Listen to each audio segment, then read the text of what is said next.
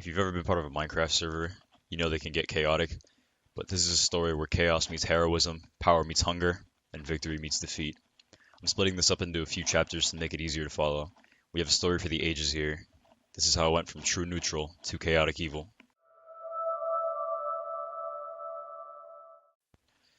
So a while ago there was a subreddit that I went on a lot, and someone on there decided it would be a good idea to open a Minecraft server just for us.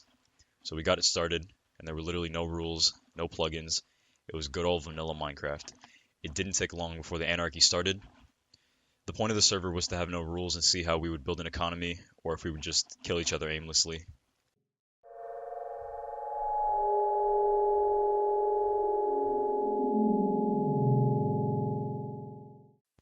About a week in, the griefers had already started to take control, destroying everything and pillaging bases like a bunch of lunatics. So eventually everyone just ended up hiding underground or building up 200 blocks that float in the sky and never came down.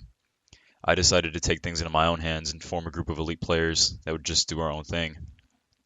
I recruited people who weren't messing with anyone else and were skilled in areas that I needed. We had a Discord server, we were very exclusive, and only the greatest of the great could join us. A certain infamous player found himself quite successful in the mining game, and had acquired more diamonds than anyone thought possible for a single person.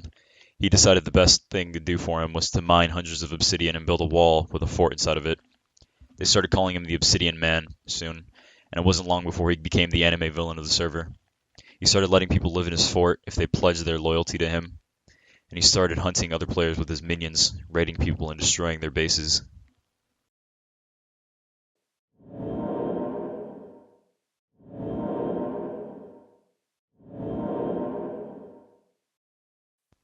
We started growing our faction quite a bit, and decided we needed a fort. So we built a hidden one sort of halfway on a mountain and added a wall around where the ground entrance was. At this point, people were starting to get pissed off about no one doing anything with Obsidian Man and his minions, and it was getting hectic. It wasn't long until people found out about us, and they heard that we had a fort. The people came to me in their time of need, asking me to challenge the Obsidian Man and claim his fort. Obsidian Man comes to me asking for an alliance, saying that we could rule the land together with all our influence. I agreed to his allegiance and with 4 men entered his fort to discuss the partnership. Now your boy Obsidian Man hoarded all the diamonds for himself, so his men had nothing but leather and iron, meaning they stood no chance against us. The 5 of us walked into his fort, killed them all, took all their shit. We blew up most of the fort and left a hole in the front wall. Most of his minions joined me. The Obsidian Man had decided to quit playing on server. The people had finally been liberated.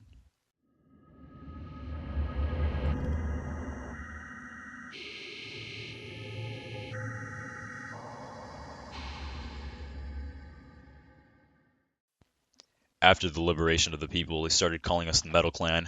Since we were the dominant force on the server, I decided that we would Order 66 anyone who tried to grief or harass other players, establishing order through fear.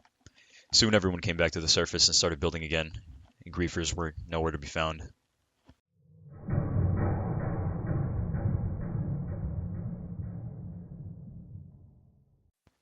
With order restored on the server, there was no balance. A few brave players decided they wanted to rebel against our nation, and inspired the Obsidian Man to return as their leader. He inspired something in those people, and the griefers returned. We started to hear rumors that they were planning an invasion on our fort, so we sent some spies and confirmed that they were coming for us. So we waited, and we studied, and we let them prepare. We let them recruit. We were ready for anything. We built a second wall, higher, thicker, watchtowers, lava traps, TNT cannons, a redstone bridge that we could lower into lava, and we waited.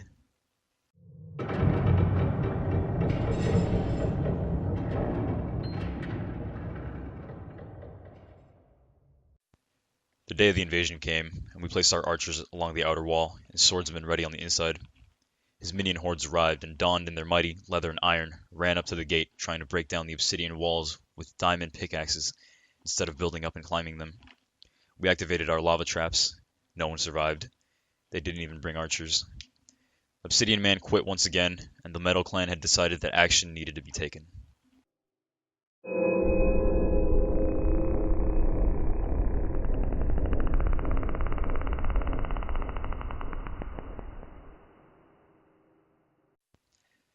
We closed recruitment, stationed about 5 men in each of the other faction bases, and forced them to raise our flag. The Metal Clan was the sole dominating government, law, and final word on this server. I went from hero to villain. Those who refused to raise our flag were hunted until they quit. We took all the diamonds, food, farms, imprisoned a few leaders as examples, and continued our operations as normal. Not a single griefer in sight.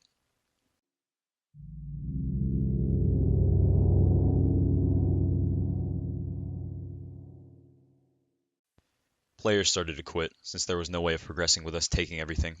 PvP was non-existent, as we were the only ones with diamonds at this point, and the mentality of the server really split, with half of them agreeing with us being in control, and the other half wanting us banned.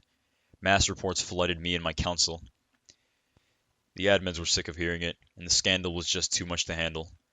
I was dubbed the Iron God, praised for my tyranny by some, hated by others. The gates had closed, and the server was finally shut down.